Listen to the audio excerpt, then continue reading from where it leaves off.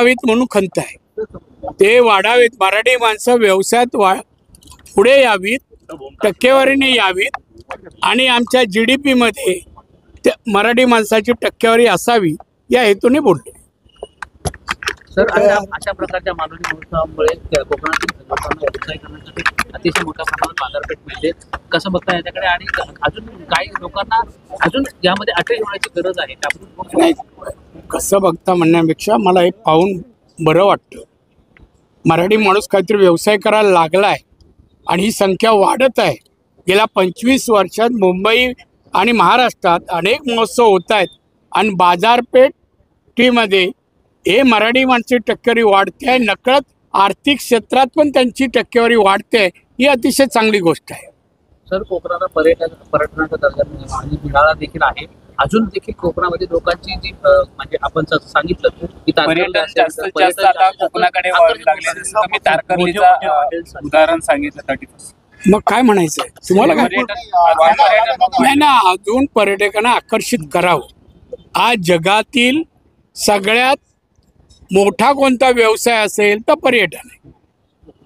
आणि म्हणून पर्यटन आम्ही जेव्हा टाटाकडून कोकणाबद्दल कोणता व्यवसायाने रोजगार द्यावा स्टडी करायला दिलं, तेव्हा त्यांनी स्टडी रिपोर्ट जो 800 पानाचा दिला आहे त्यांनी सांगितलं इथला निसर्ग, इथला समुद्रकिनारा, इथले डोंगर आणि सगळी फळफळावर पाहता पर्यटनानेच कोकणाचा विकास होईल.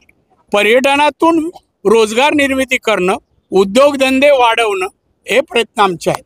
दादा, तुम्ही मागाशी म्हणालात की जे पर्यटक सिंगापूर आणि मलेशियाला जातात त्यांना तुम्हाला कोकणात आणायचं आहे, त्यासाठी तुम्ही काही प्रकल्प पण राबवणार आहेत. पण काही लोक आहेत ते जाणून बुजून जे चांगलं खडा घालण्याचं काम करतात. तसं पण मी अशा लोकांना जुमानत नाही पाहिलं. 30-35 वर्षात त्यांना खड्याला बाजूला कसे टाकतात ताट्यातून, तसे मी बाजूला केले, संपलं सगळे. यावेळेस साफ झालं ना सगळं, वडली राहणे तिकडे. दादा, तुम्ही लोकांच्या गरजा ओळखून उद्योगधंदे उभारा असं म्हणताय, तर केंद्र सरकारकडनं आपल्या काही त्यासाठी वेगळी प्रशिक्षण किंवा वेगळ्या योजना राबवणार? प्रशिक्षण तुम्हाला माहिती, मी MSC मंत्री असताना प्रशिक्षण दिलं ना, जिल्ह्यात प्रशिक्षण दिलं. 72 अधिकारी आणले मी. त्यांनी मार्गदर्शन करायला कोणता व्यवसाय करावा, कोणत्या धंद्यात किती नफा आहे यापासून त्यांनी मार्गदर्शन केलं आणि ते प्रयत्न माझे सातत्याने चालू राहतील. डिझनीलँड कधी बनणार कोकणात? डिझनीलँड कधी बनणार? बनणार म्हणजे फक्त आम्हाला ती जागा तर मिळाली आहे, नसेल तरी मी मिळवेल, जागेचा आहे नाही आहे तेवढी. एक तर मी बघतो खाजगी उद्योजक येतो का. अनेक मोठ्या उद्योजकांना मी विचारला आहे, जो खर्च होईल तो त्याने करावा आणि प्रॉफिट पण त्यांनी घ्यावं. फक्त त्यांनी आमच्या इकडे डिस्नीलँड आणावी. हे मी 2-3 उद्योजकांशी बोललो आहे, रिलायन्सशी पण बोललो आहे. ते बघू कधी देत. विमानतळासाठी प्रयत्न सुरू आहेत, मात्र काही लोक त्याला करू दे, काय हरकत नाही. टेक्निकल मुद्दा आहे. मी ह्या आठवड्यात मी केंद्रीय मंत्री ज्याकडे विमानाचं परवानगी आहे त्याला मी एकदा भेटलो. दुसऱ्यांदा 17ला भेटायची माझी अपॉइंटमेंट आहे. त्यांनी जर ती दिली तर मी जाणार आणि 8-10 दिवसाच्या आत चालू करणार. मी दुसऱ्याही एअरलाईन्सशी बोलतो आहे आणि नितीन गडकरी ती मीटिंग अरेंज करते.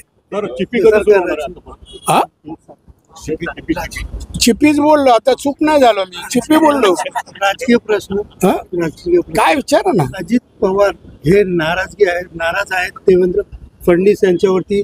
2 नेत्यांचे काही प्रस्ताव आहेत त्याच्यावरती परस्पर त्यांनी निर्णय घेतल्याचं सांगितलं आणि त्यांनी नाराजगी व्यक्त केली. हे निर्णय सरकारच्या मधला गोष्ट आहे, मी सरकारमध्ये नाही आहे, त्यामुळे अशा विषयाचे मी उत्तर देत नाही. No comments.